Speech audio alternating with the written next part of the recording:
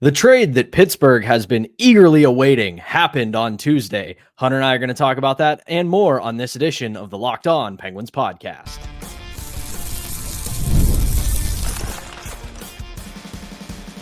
You're Locked On Penguins, your daily podcast on the Pittsburgh Penguins, part of the Locked On Podcast Network, your team every day. Hello and welcome back to another edition of the Locked On Penguins podcast. I'm one of your hosts, Patrick Damp. You can follow me on Twitter at synonym for wet. Joined as always by the one and only Hunter Hodes. You can follow him on Twitter at Hunter Hodes. You can give our show's account a follow at LO_Penguins. And we thank you for making this your first listener watch of the day because we're your team every day. And don't forget that we are free and available wherever you get your podcasts, as well as YouTube. And before we get started today's episode is brought to you by Game Time. Download the Game Time app, create an account, and use code LOCKEDONNHL for $20 off your first purchase. Terms apply. So my apologies to our good friend and colleague over at Locked On Steelers, Chris Carter. No, I'm not referring to a Brandon Ayuk trade. I know how much fun he has getting inundated with questions on his show about what's the latest with Brandon Ayuk, and there's no latest to be had. So just had to poke fun at that one. But the Penguins did make a couple of moves on Tuesday. Kyle Dubas woke from his slumber and made a couple of moves. The first one, as I called it, of all the trades to happen in the history of the National Hockey League, this was without a doubt one of them. The Penguins got a 2026 second round pick and a 2025 third round pick from the St. Louis Blues in exchange for a 2025 second round pick and a 2026 fifth round pick. So the Penguins basically just did a pick swap, as we come to find out. It's also something we'll talk about a little bit later in the show. The Blues basically needed those should this offer sheet they sent over to the Edmonton Oilers does get accepted. That will be compensation that goes back to the Edmonton Oilers. So you got to figure that also closes the future considerations part of the Kevin Hayes trade.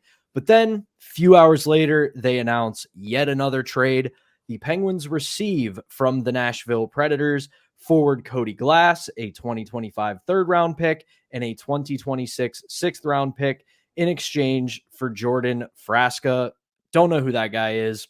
Couldn't tell you, but basically, Hunter, I don't want to steal your thunder on this one, but this does really fit the mold of what Kyle Dubas has been saying he wants to do with this team since this offseason began. So with that in mind, I will let you take the reins and break this down for the people. Yeah, so the first trade was definitely a bit weird at the start just because they gave the Blues that second round pick that they got along with Kevin Hayes earlier this year. They just gave it right back, and everyone was just like, well, why are you doing that? Well, as you said, Pat, the Blues decided to offer sheet both Broberg and Holloway from the Oilers. And don't get me wrong, people, I love offer sheets. We need more offer sheets. I love that Doug Armstrong is kind of doing this to Stan Bowman. Maybe it's like a little bit of the Blackhawks Blues rivalry from back in the day, but also it's always fun to screw over the Oilers at least a little bit, right? So I love offer sheets. I want more offer sheets. They need to come back even more in the NHL. And the Oilers, they're going to have a couple tough decisions here just because of their cap situation. They got to figure out what's happening with Evander Kane, all that stuff. But now with both trades, you get basically the Penguins with the Kevin Hayes trade. They got Kevin Hayes, a 2026 second round pick, and a 2025 third round pick, just for a fifth round pick in the 2026 NHL draft. That is a slam dunk overall. I obviously liked the Kevin Hayes trade. I like it even more now considering, maybe it's a little annoying that they gave back that second, but you still got two extra picks and you're only giving up a fifth round pick to get that player and you're hoping for a bounce back. So that's all fine and dandy. And then for Cody Glass, this is the exact type of player that Kyle Dubas was talking about acquiring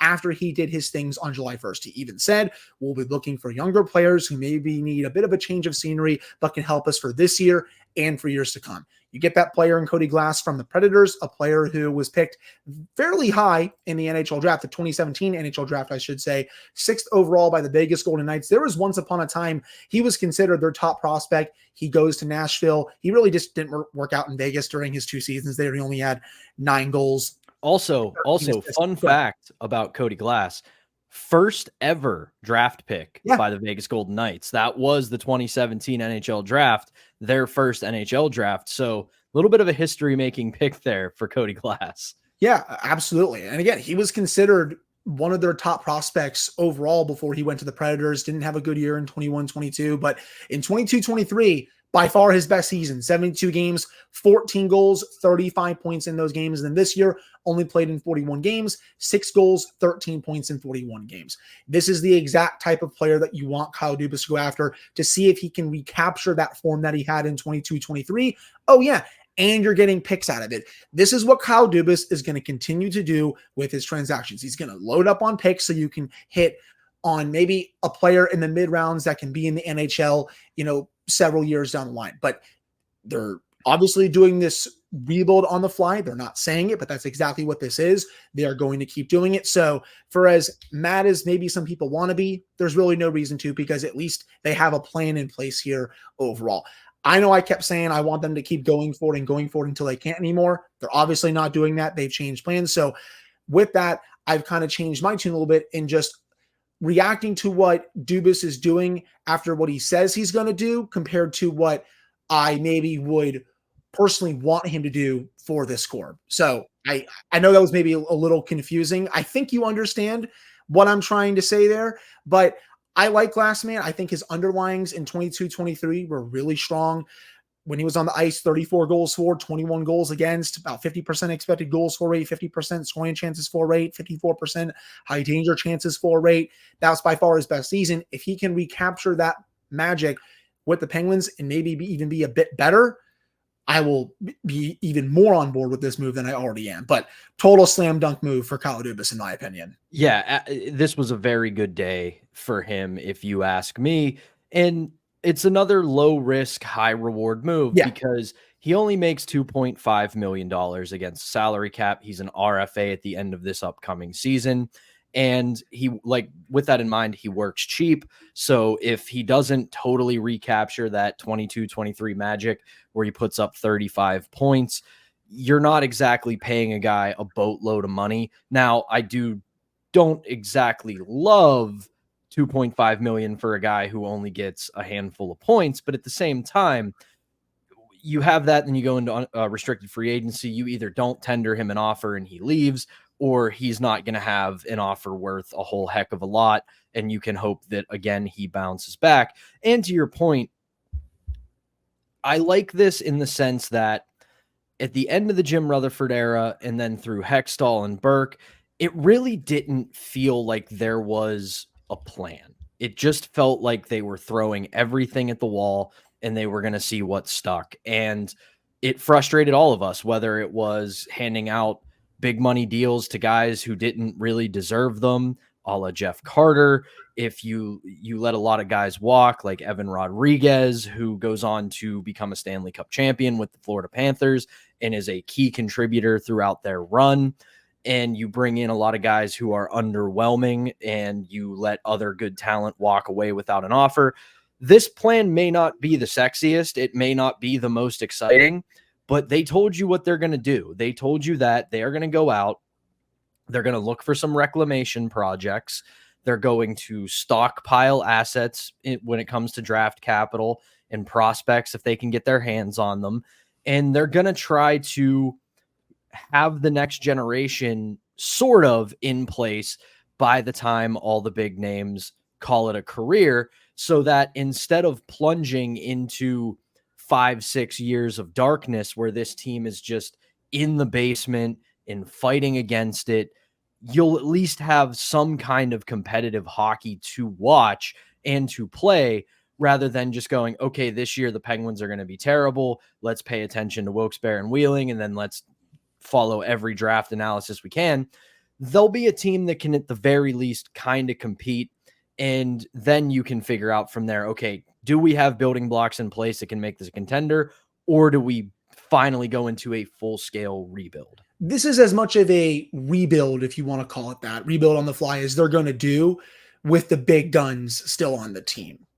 And I know they're not trying to be good this year. I think best case scenario, they maybe get in the playoffs, potentially win around. But yeah, that's best case scenario overall. But when I look at the moves that Kyle Dubas has made this summer, he's not trying to be good for this season. He's trying to be good in the future. I think, again, best case scenario, this team is better than expected this year. I know there's quite a bit of optimism going around right now, and I love that from the fan base. Hopefully that comes true.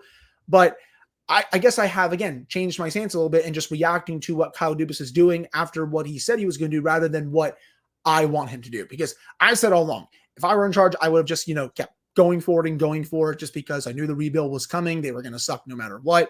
Obviously, that's not going to happen because they changed plans. So I'm going to change with that and just react to what he's doing after what he said the plan was after the season. So just want to get that out there as well. And I did love how Kyle Dubas decided to wake up yesterday in light of all of these Brandon Ayuk rumors with the Pittsburgh Steelers. It's funny. It's like Kyle Dubas was like, okay, Omar Khan, I've waited long enough. I'm going to make a couple moves today and you can wait at some point. And also I did find it funny. Elliot Freeman comes out of his slumber as well, tweets, I'm hearing Cody Glass is coming to Pittsburgh. The return doesn't get leaked for an hour. It's just like, I guess everyone went to drinking their margaritas at their cottages and stuff like that. But, I just found that funny overall as well. But I'm excited for Glass to come here. I think it's a nice, fresh start for him. But this is a very jam-packed bottom six now. And training camp is going to be a lot of fun to look at to see who is going to be in the line combinations for the bottom six once the season starts in October. And this is how Hunter Hodes has been hosting this show forever, because that was going to be my toss to break right there, that now all of a sudden with the Cody Glass acquisition, we've got a log jam in the bottom six. And we are going to talk about that in our second segment right after this. But before we do that, we have to tell you about our first sponsor, and that is Game Time. Yes, it's been a struggle for the Pittsburgh Pirates lately, but you still have the chance to go out and see a pretty good pitching staff, including rookie phenom Paul Skeens. And Game Time is an authorized ticket marketplace of Major League Baseball, which makes getting tickets faster and easier. Prices on the Game Time app actually go down the closer it gets to first pitch. And with killer last-minute deals, all-in prices, views from your seat, and their lowest price guarantee, Game Time takes the guesswork out of buying MLB tickets. You can get last-minute deals, and you can save up to 60% off of buying last-minute tickets for sports, concerts, comedy, theater, and more. Flash deals will save you even more with exclusive in-app deals on select seats ahead of the game or event. And you can save even more with zone deals when you choose a section and let Game Time choose the seats. You toggle all-in pricing, and that feature will show you the total up front. That way you don't get hit with any of those annoying surprise fees at checkout. You can get a panoramic view from your seat in the app before you buy, and then there's the lowest price guarantee, where Game Time will credit you 110% of the difference. So take the guesswork out of buying MLB tickets with Game Time. Download the Game Time app, create an account, and use code LOCKEDONNHL for $20 off of your first purchase. Terms apply. Again, create an account and redeem code LOCKONNHL for $20 off your first purchase. Download Game Time today. Last minute tickets, lowest price guaranteed. All right, we're back here on the Wednesday edition of the Locked On Penguins podcast. I'm Patrick Damp. That's Hunter Hodes. Thank you, as always, for making us part of your daily routine. We truly appreciate it, even here in the dog days of summer. But as we said, with training camp looming in just about a month or so, now all of a sudden, you look at this Penguins roster and what they've done over this summer through free agency, through trades, now with acquiring Cody Glass via a trade. We have a serious logjam in the bottom six. You look at a lot of these names: Noel Acciari, Anthony Beauvillier, Lars Eller, Cody Glass, Kevin Hayes, Blake Lizotte, Matt Nieto, even guys like DOC and Jesse Puljujarvi. So a lot of names, not a lot of spots. You look at this right now, Hunter, and I think this tells us Kyle Dubas's work is nowhere near done. As much as I like this deal regarding Cody Glass, and I obviously think he's going to be in this opening night lineup, something has got to be done with regards to another trade. If I had to guess, and this is a strict guess on the show, Lars Eller could be moved out before the start of the season. I think there will be teams interested in him. Elliot Friedman on 32 Thoughts around the draft said that the Penguins were kind of calling a couple teams about Eller, especially I believe one of them was the Buffalo Sabres, seeing if they were interested. There's still a couple months to go until the season starts. You do sometimes see some movement around training camp, but something's got to give here. You can't take all these players into the regular season as is. Like that's just not going to happen. And with Matt Nieto, I think he's going to be out to start the season anyway with his injury situation. I don't think he's going to be ready for the start of the regular season. But for everyone else, again, there has to be at least one or two moves potentially made before the start of the season, because you have all these players vying for spots in the bottom six, right? What about the other players down, in Wilkes-Barre, Braden Yeager, that are also trying to make this team, Pat, players that are trying to get on this team for the first time in their career. So it's a pretty big logjam overall, and Dubas has 2 months to figure it out. But if I were a betting man, I do think a move is going to be made. And if I had to guess, I do think it's going to be Eller that goes out. Maybe it's Achari, one of those two. But if I had to guess, I do think it's Eller, considering all of the center depth that the Penguins have in their bottom six right now. Yeah, and you also look at it from this perspective too. Lars Eller, 1 year left, $2.45 million. Yes, he's 35, but you look at the way he produced last year at 35 in essentially a third line role, just because of the way the Penguins roster was set up. 15 goals, 16 assists, 31 points in a full 82 games. If you're a true contending team, you look at a Lars Eller and think, if this guy's our fourth line center, he could really put us over the top, because that's solid production for a guy on a contending team that's looking for good production out of their fourth line. Excuse me, I had a little bit of a brain fart there. And then you add in $2.45 million with where the salary cap is and where it's going. That's working cheap in your bottom six, especially on your fourth line, for 15 goals. So I do think if you're Kyle Dubas, you're probably reopening that channel of communication with other teams, simply because you look at it as a mutually beneficial trade. The Penguins will be able to shed some salary, open up some opportunities for some younger guys that they want to give a shot, especially a few of the players that they acquired in the Jake Gensel trade from Carolina, because by all accounts, those guys are knocking at the door. They might not totally be ready, but if you can platoon them up 1 or 2 at a time throughout the season and give them 4, 5, 6, 7 game looks and see where they're at before maybe bringing them up full time, that helps if you can send Eller out. And then it also opens up more cap space, because right now, if you look at Puckpedia, and I know poor Cap Friendly is not up anymore, but Puckpedia is still doing a pretty sound job, but you look at their projected cap space, it's not even 1.1 million right now. They have a little bit of wiggle room, but it's not that much. I definitely think Dubas is going to want to at least open up a little more cap space heading into the season and maybe try to recoup more picks. You look at their picks these next 2 years, Pat, they have a first round pick, none in the second, at least right now, but I do think Dubas could recoup one at some point over the next calendar year. 2 in the third, 1 in the fourth, 2 in the fifth, 1 in the sixth, 1 in the seventh. 2026, 1 in the first, 2 in the second, 2 in the third, 1 in the fourth, 2 in the seventh. No picks in the fifth or sixth round. You know what they're doing. They're going to keep loading up on picks for those 2 drafts, but I definitely do think they want to open up a little bit more wiggle room, just because, right now, not even 1.1 million per Puckpedia. Not enough.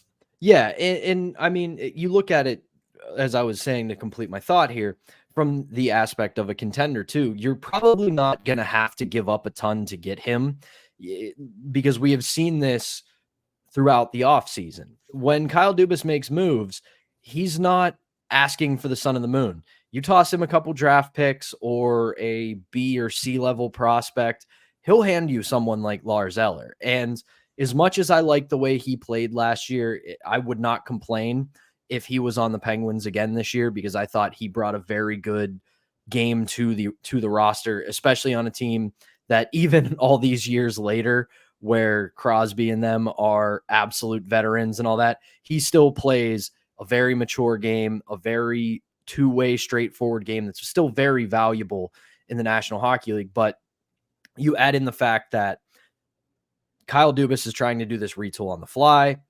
Lars Eller probably has more value with a contender. And you have, like we said, a logjam in the bottom six and a handful of guys who are trying to make it into the National Hockey League. It almost looks like Eller is just simply the odd man out. Well, him or Achari. Again, I would lean towards Eller, but with just the amount of players they've added to the bottom six over the summer here, obviously, even outside of Glass, Kevin Hayes, he can play center. Blake Lizotte, he can definitely play center. He's been a center throughout his career. And now you add Glass, who's played center a lot through his career. He can also play wing. I would not be surprised if Glass maybe gets a little bit of time with Sidney Crosby potentially at points this season. I know, at least right now, just based on the moves they've made, it still looks like Drew O'Connor is going to get that first crack. But I still could see Glass potentially getting a crack up with Crosby and Rust if maybe something doesn't work with O'Connor or he gets hurt, something like that. But I could see the Penguins moving him to wing. He's had a little bit of experience there during his career. But just based on the amount of centers they've added, just feels like one too many right now for the team. And Pat, just because I am a sicko, I know you didn't know who Jordan Frosco was, but he played on Wheeling this past season. I had this in my notes, for today's show. 11 goals, 33 points in 40 games this year. Only had 1 assist in 8 playoff games for Wheeling. Played a few games in Wilkes-Barre overall, but spent most of this season in Wheeling. I'm sure he'll be in Nashville's farm system for this upcoming season, but still, really not much to lose overall for the Penguins. No, and apologies to my former employer for not knowing Shame one on of the you. players. Shame on me for 6 weeks, as the great Mike Lang once said. But that'll do it here for our second segment. We talked about it a little bit early on in the show. We're going to bring it on to Penguins land a little bit, but it's offer sheet season, and there is an interesting one that the Penguins could maybe look to do to bolster their forward depth this season. Hunter and I will get into that right after this. We have to tell you about our next sponsor, and that is eBay Motors. Passion, drive, and patience, the formula for winning championships, is also what keeps your ride or die alive. eBay Motors has everything you need to maintain your vehicle and level it up to peak performance. Superchargers, roof racks, exhaust kits, LED headlights, and more. Whether you're into speed, power, or style, eBay Motors has you covered. With over 122 million parts for your number one ride or die, you'll always find exactly what you're looking for. And with the eBay Guaranteed Fit, your part is guaranteed to fit your ride every time or your money back. Because with eBay Motors, you're burning rubber, not cash. With all the parts you need at all the prices you want, it's easy to make your car the MVP and bring home huge wins. Keep your ride or die alive at ebaymotors.com. Eligible items only. Exclusions apply. eBay Guaranteed Fit, available only to U.S. customers. All right, welcome back to the Wednesday edition of the Locked On Penguins podcast. I'm one of your hosts, Patrick Damp. That's Hunter Hodes. Thanks again for making this part of your daily routine here in the dog days of summer. But even though it is the dog days of summer, we got some action in the National Hockey League yesterday. We find out that the St. Louis Blues have tendered offer sheets to 2 Edmonton Oilers players. They give a $2.2 million offer sheet for Holloway and a $4.5 million offer sheet for Broberg. Both are 2-year offers.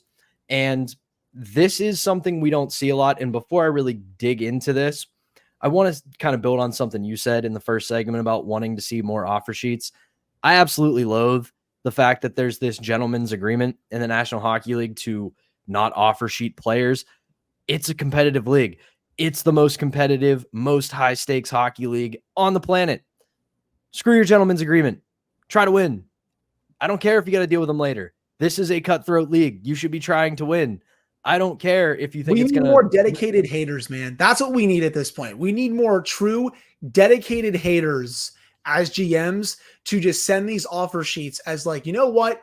I'm going to screw you here. And that's exactly what Doug Armstrong is doing to Edmonton, especially with their cap situation. So we need more of this. These are 2 pretty sound offer sheets. We've seen a couple in past years that have really not been that good. These 2, Edmonton's going to really have to think about these considering their cap situation.